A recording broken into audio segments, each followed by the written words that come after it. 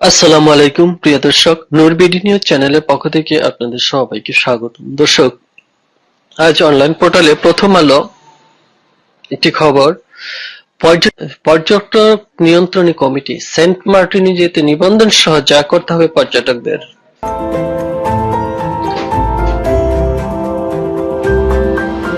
প্রবাল দ্বীপ সেন্ট মার্টিনে ভ্রমণে যাওয়া পর্যটক ও অনুমোদিত জাহাজ নিয়ন্ত্রণে যৌথ কমিটি গঠন করেছে পরিবেশ, বন ও জলবায়ু পরিবর্তন মন্ত্রণালয়। সেন্ট মার্টিনে যেতে হলে পর্যটকদের নিবন্ধন সহ নানা বিধিনিষেধ মেনে চলতে হবে। ওই মন্ত্রণালয়ের গঠন করা যৌথ কমিটি এসব বিষয়ে দেখভাল করবে।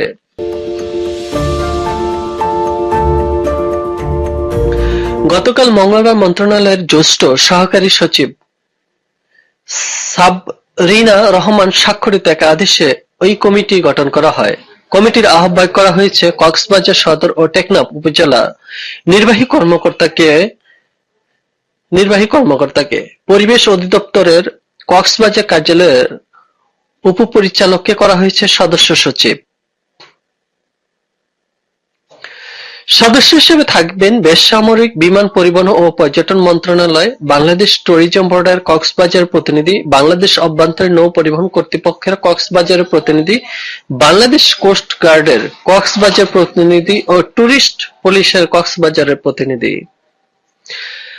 আদেশের চিঠিতে কমিটির কর্মপরিধি উল্লেখ করা হয়েছে। এতে বলা হয়েছে, সেন্ট মার্টিনগামী জাহাজে ওঠার আগে পর্যটকদের জাহাজ ছাড়া জায়গা অর্থাৎ এন্ট্রি পয়েন্টে বাংলাদেশ ট্যুরিজম বোর্ডের তৈরি করা অ্যাপের মাধ্যমে নিবন্ধন করে ট্রাভেল পাস নিতে হবে।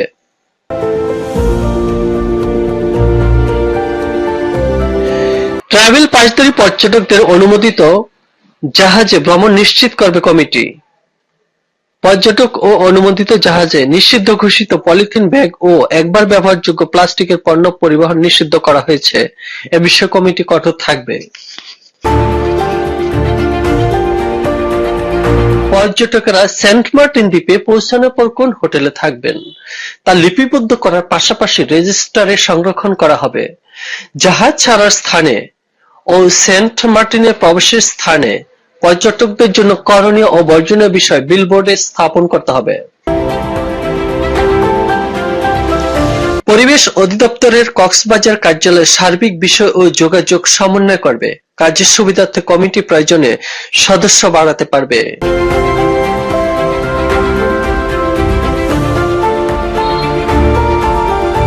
কক্সবাজারের অতিরিক্ত জেলা magistrate ADM Nizamuddin Ahmed committee গঠনের বিষয়টি নিশ্চিত করে বলেন, গঠিত কমিটির সদস্যরা ইতিমধ্যে মাঠে নেমেছেন।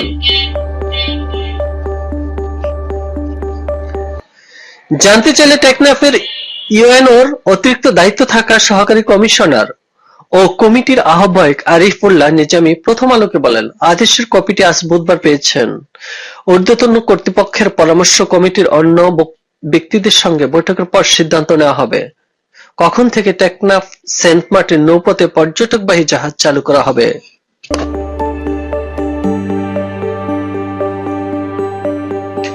আরিফুল্লাহ নিজামী বলেন, কয়েকদিন বন্ধ থাকার পর গতকাল বিকেল থেকে মিয়ানমারের রাখাইন রাজ্য সরকারি বাহিনীর সঙ্গে সশস্ত্র গোষ্ঠী আরাকান আর্মির গোলাগুলি আবার শুরু করেছে। আজ বিকেল পর্যন্ত গোলাগুলি চলছে।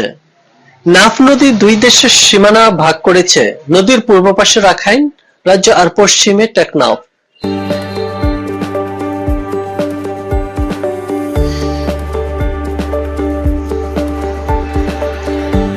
টেকনাফ থেকে 17 কিলোমিটারের নাফ নদী অতিক্রম করে তারপর আরো 17 কিলোমিটারের বঙ্গোপসাগর পাড়ি দিয়ে সেন্ট মার্টিনে যেতে হয়। নাফ নদী অতিক্রমের সময় অতীতে ওপার থেকে গুলি ছোড়ার ঘটনা ঘটেছে। এমন পরিস্থিতিতে নাফ নদী দিয়ে পর্যটকবাহী জাহাজ চলাচলের বিষয়ে ভাবছে কমিটি। পর্যটকদের নিরাপত্তার গুরুত্বের সঙ্গে বিবেচনা করা হচ্ছে। বিকল্প পথে জাহাজ চলাচলের স্থানও খোঁজা হচ্ছে। সংশ্লিষ্ট সূত্রে জানায়, গত 22 অক্টোবর পরিবেশ মন্ত্রণালয়ের এক সভায় সেন্ট মার্টিন নিয়ে নানা বিধিনিষেধ আরোপ করে সিদ্ধান্ত গৃহীত হয়। এরই পরিপ্রেক্ষিতে 28 অক্টোবর মন্ত্রণালয়ের উপসচিব আসমা শাহিন স্বাক্ষরিত এক পরিপত্রে 5টি বিষয়ে কার্যকরের সিদ্ধান্ত জানানো হয়। এতে বলা হয় সেন্ট মার্টিনে নৌযান বা জাহাজ চলাচলের ক্ষেত্রে বাংলাদেশ অভ্যন্তরীণ নৌ পরিবহন কর্তৃপক্ষ পরিবেশ মন্ত্রণালয়ের সম্মতি নিতে হবে। তারপর কক্সবাজার জেলা প্রশাসক সেন্ট মার্টিনগামী জাহাজে বা নৌযান চলাচলে অনুমতি দিতে পারবেন।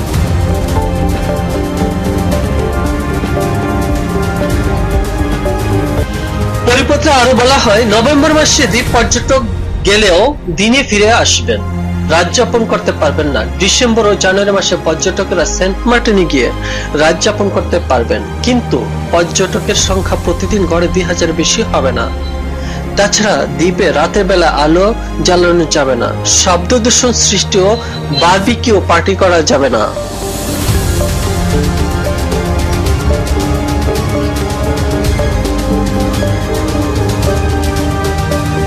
ওই পরিপত্রের পর আজ সন্ধ্যা পর্যন্ত সেন্ট মার্টিনে জাহাজ চলাচল শুরু হয়নি। নভেম্বর সেন্ট মার্টিনে কোনো পর্যটকেরা পা পড়েনি।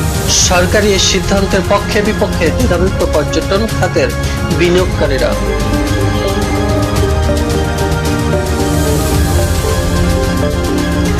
সেন্ট মার্টিন দ্বীপ ইউনিয়ন পরিষদের সাবেক চেয়ারম্যান ফিরোজ খান প্রথম আলোকে বলেন, প্রতি বছর অক্টোবরের শেষ টেকনাফ থেকে সেন্ট মার্টিনে নৌপথে জাহাজ চলাচল শুরু হয়।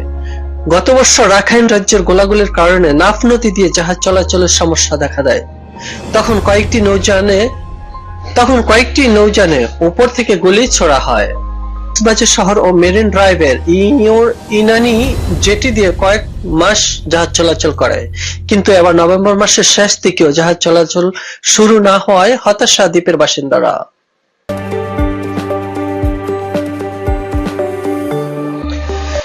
বর্তমানে ইউপি চেয়ারম্যান নূর আহমেদ বলেন, সরকারি বিধিনিষেধের কারণে সেন্ট মার্টিন দ্বীপের বাসিন্দারাও জরুরি প্রয়োজনে কাঠের ট্রলার বা স্পিড বোটে টেকনাফ আসা যাওয়া করতে পারছে না। তাদেরও টেকনাফ আসা বা যাওয়ার ক্ষেত্রে প্রশাসনের অনুমতি নিতে হচ্ছে।